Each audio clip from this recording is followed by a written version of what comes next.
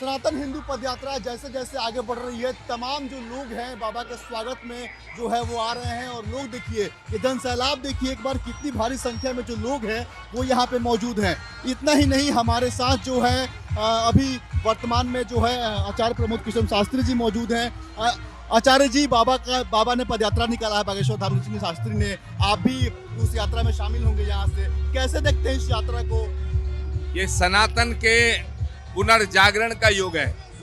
नरेंद्र मोदी जी के नेतृत्व में भारत को विश्व गुरु बनना है और देश के संतों ने, देश के तमाम ऋषि मुनि महात्माओं ने ये संकल्प लिया है कि धीरेन्द्र कृष्ण शास्त्री जी यात्रा कर रहे हैं, ये सनातन को बहुत शक्ति प्रदान करेगा।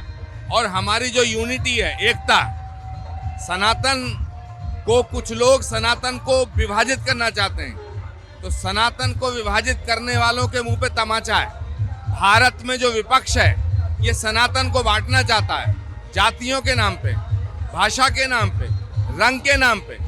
लेकिन भारत के तमाम प्रमुख संत, सारे संत हमारे साथ हैं और हम बागेश्वर धाम की इस यात्रा को अपना पूरा समर्थन करते हैं।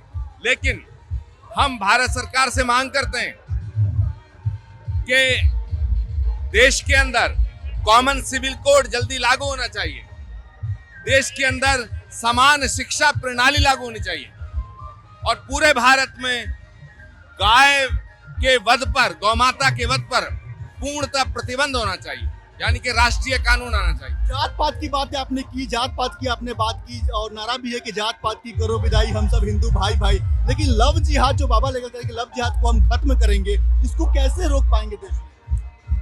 देखिए, लव जहां होता है वहां जिहाद नहीं होता, जहां जिहाद है वहां लव नहीं है।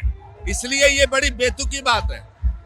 हम सनातन को एक करने निकले हैं और हम सनातन को एक करके ही दम लेंगे। जो सनातन को बखेरना चाहते हैं, हम उनके मंसूबों को कभी कामयाब नहीं होने देंगे। लेकिन हम भारत सरकार से मांग करते हैं कि कॉमन सिविल कोड जितना जल्दी हो उतना जल्दी लागू होना चाहिए, पॉपुलेशन कंट्रोल बिल लागू होना चाहिए, समान शिक्षा प्रणाली लागू होनी चाहिए और पूरे भारत में गौ माता के वध पर प्रतिबंध लगना चाहिए। पंडित धीरेन्द्र कृष्ण शास्त्री जो है यात्रा निकाल रहे हैं, आप सब लोग स्वागत में हैं। ये जो यात्रा है हिंदू राष्ट्र की मांग की है, हिंदू राष्ट्र की मांग की है। हिंदू राष्ट्र, ये जो यात्रा है कितना सफल है हिंदू राष्ट्र को लेकर? देखिए, ये यात्रा सनातन के उदय की यात्रा है, धर्म की यात्रा है।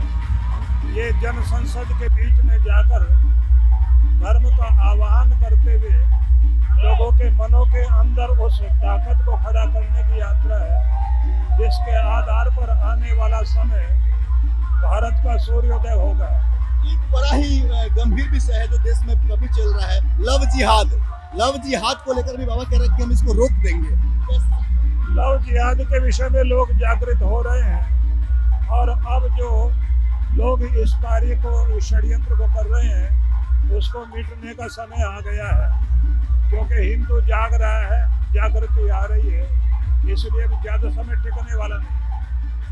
तो हमारे साथ जो है आचार्य प्रमोद कृष्ण जी थे और उन्होंने साफ तौर पे इस यात्रा को लेके अपने विचार रखी, अपनी बात रखी, साथ ही साथ भारत सरकार से जो है वो मांग की। आप देखिए किस प्रकार से जो लोग हैं, जो छोटे छोटे बच्चे हैं, ये उमंग में हैं और यहाँ पे और बाबा का जो है इंतजार कर रहे हैं कि बागेश्वर धाम बाबा जो आएंगे और हम एक बार उनका जो दर्शन है वो कर पाएंगे। ये जो आप देख रहे हैं, ये भीड़ ना कोई अखाड़ा है, ना कोई मेला है, बल्कि ये भीड़ जो है वो बागेश्वर धाम पीठाधीश्वर आचार्य धीरेन्द्र कृष्ण शास्त्री के प्रेम में उमड़ा है।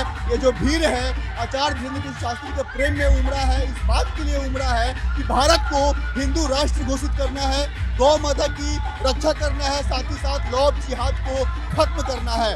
और ये तमाम जो मांग को लेकर जो है लोग अब सड़क पर उतर चुके हैं और ये यात्रा, ये भीड़ काफी जनसैलाब बता रहा है कि हिंदू जागृत हो चुका है। कैमरा पर्सन वसीम खान के साथ मैं प्रत्युष सिंह, दिल्ली।